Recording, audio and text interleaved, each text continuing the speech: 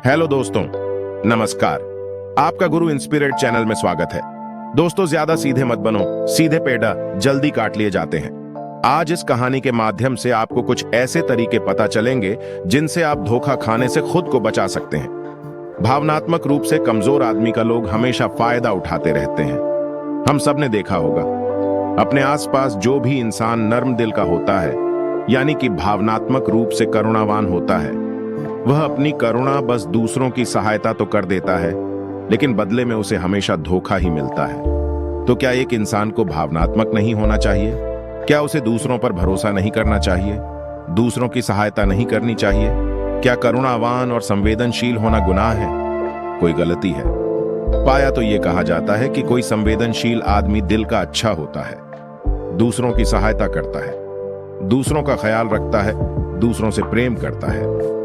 प्रेम भी तो एक संवेदना ही है, वह भी तो एक भावना का रूप है। तो क्या प्रेम करना भी गलत हो जाता है?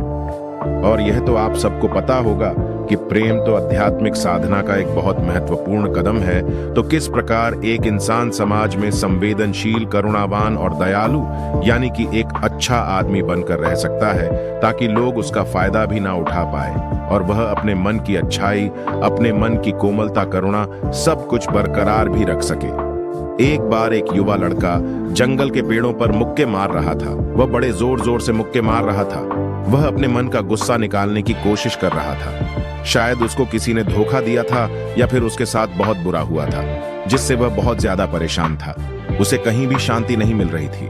वह लगातार उस पेड़ पर मुक्का मार रहा था, जिससे उसकी उंगलियां लहूलुहान हो चुकी थी। उसी जंगल में एक शीतल पानी का झरना था।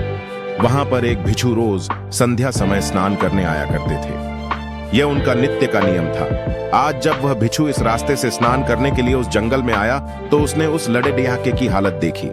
वह जोर जोर से चीख रहा था, रो रहा था और लगातार मुक्के मारे जा रहा था। उस लड़के के आसपास कोई मौजूद नहीं था। इससे उस भिक्षु को उस युवक की चिंता होने लगी। उसने सोचा कि कहीं मैं इसे ऐसे ही छोड़ दूं और कहीं ये आत्महत्या कर ले। तो ऐसे विचार आने के बाद भी वह कुछ नहीं बोला और लगातार उस युवक की तरफ देखे जा रहा था। भिक्षु एकदम चुपचाप खड़ा हुआ था। उसने युवक से कुछ नहीं बोला, कुछ नहीं कहा, बस वह उसको लगातार देखता रहा। कुछ देर तक तो उस युवक ने उस भिक्षु को नजरअंदाज किया, लेकिन कुछ देर बाद उसे अजीब सा लगने लगा। उसने सोचा, ना तो ये मुझे रोक रहा है और ना ही कुछ कह रहा है, ये तो बस मुझे देखे जा रहा है। इसका क्या मतलब है? बड़ा अजीब आदमी है। ऐसे ही विचार उस लड़के के मन में उठने लगे थे। जब कुछ देर बाद भी वह भिक्षु कुछ नहीं बोला, तो लड़के ने अचानक से उससे पूछा कि महाशय, आप अपने रास्ते क्यों नहीं चले जाते? आपका क्या मतलब? आप खड़े हुए मुझे देख क्यों रहे हैं? भिक्षु ने बड़े शांत स्वर में कहा कि मैं तुम्हें रोक नहीं रहा हूं, तुमसे कुछ कह नहीं रहा हूं, तो मुझसे तुम्हें क्या परेशानी है? मेरे ही तरह है। यह पेड़ पौधे, यह पक्षी, यह सब तुम्हें तो देख ही रहे हैं। जब इनसे तुम्हें कोई परेशानी नहीं है, तो मुझसे क्यों परेशानी है?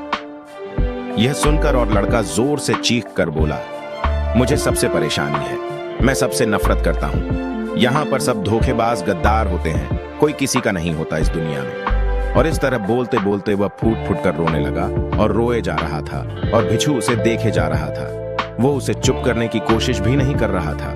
यह बात तो उस लड़के को और ज्यादा अजीब लगी।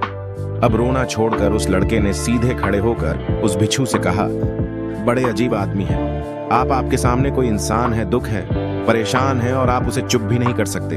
आपके मन में बिल्कुल भी संवेदना नहीं है। बड़े अजीब और कठोर हृदय वाले साधु हैं। अब आपको अपने साधु होने पर खेद होना चाहिए और ऐसे ही ना जाने क्या क्या जली कटी बातें वो युवक उस भिक्षु को सुनाने लगा। कुछ देर बाद जब युवक की सारी भड़ास निकल चुकी थी, तब भिक्षु ने बड़े ही शांत स्वर में कहा कि आज मैं तुम्हें कंधा दे सकता हूं, तुम्हारे आंसू पोंछ सकता हूं, लेकिन इससे तुम्हारी समस्या का समाधान नहीं होगा। कुछ देर के लिए तुम्हारा मन बहल जाएगा, बस उसके बाद वही जिंदगी, वही लोग जो तुम्हें आज कंधा देने के लिए भी तुम्हारे पास नहीं है, फिर से तुम उसी जिंदगी में लौट जाओगे। कोई तुम्हें धोखा देगा, कोई तुम्हारा फायदा उठाएगा और तुम अपने मन को ऐसे ही तकलीफ पहुंचाते रहोगे। तो आंसू पोंछने की बजाय तुम्हें मुझसे कुछ ज्ञान की बातें लेना चाहिए, जिससे तुम्हें जीवन में कोई भी धोखा ना दे सके, तुम्हारी अच्छाई का कोई भी फायदा ना उठा सके।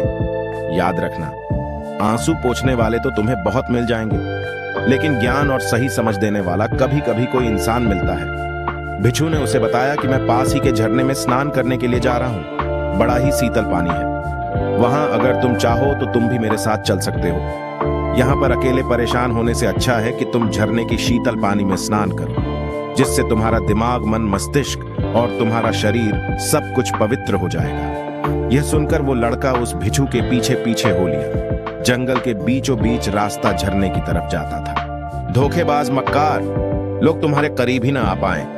अपने इस वार्तालाप को खत्म हुए भिक्षु ने अपनी आखिरी बात बताते हुए कहा कि ये आखिरी सीख सबसे ज्यादा महत्वपूर्ण है। सब कुछ होने बाद भी तुम्हें धोखे मिल सकते हैं, लेकिन तुम अगर अपने आंख और कान और अपना दिमाग खोल कर रखते हो, अगर तुम होश में रहोगे, ध्यान करोगे, तो तुम्हें इंसान की आंखें देखते ही समझ में आ जाएगा कि उसे तुमसे क्या चाहिए। तुम उसकी इच्छा और उसका स्वभाव उसकी आंखों में ही पढ़ सकते हो। लोगों की आंखों में, उनकी वाणी में, उनके स्वभाव में उनका सब कुछ दिखाई देता है। बस हम ही अपनी आंखें मूंद कर रहते हैं। दूसरे लोगों से जानो, उसके रिश्तेदारों से जानो, उसके परिवार वालों से जानो कि वह इंसान कैसा है, दूसरों के साथ उसका व्यवहार कैसा है, उसकी पड़ताल करो। जब किसी पर विश्वास करो, ऐसे ही किसी पर विश्वास मत कर लेना। अपनी पूरी संतुष्टि करना।